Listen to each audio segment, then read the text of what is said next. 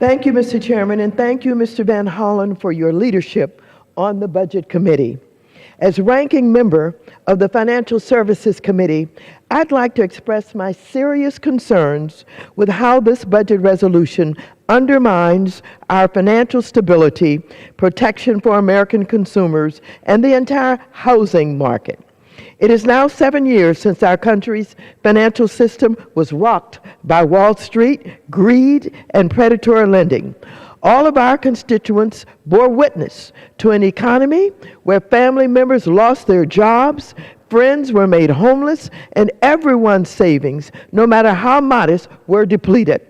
In all, trillions of dollars of wealth vanished in the span of a few months.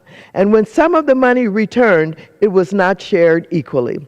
Democrats in Congress worked to prevent a repeat of this disaster by, among other things, putting in place the tools necessary to prevent bailouts of megabanks and creating an independent regulator solely tasked with defending consumers from financial harm.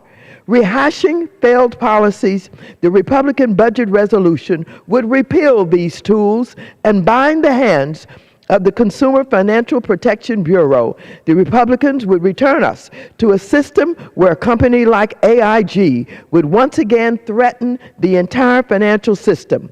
The Republicans would return us to a system where lenders can make predatory mortgages to some of the most disadvantaged communities, including communities of color.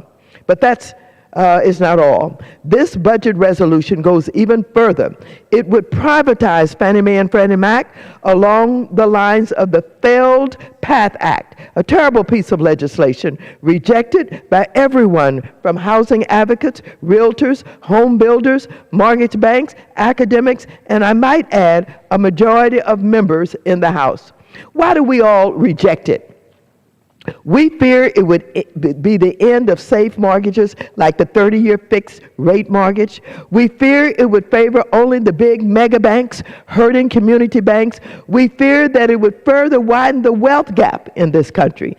This budget resolution is built upon a flawed foundation that harms some of our most vulnerable communities. I urge that the members of this House oppose the Republican budget resolution. I thank you so much, Mr. Van Hollen, and I yield back the balance of my time.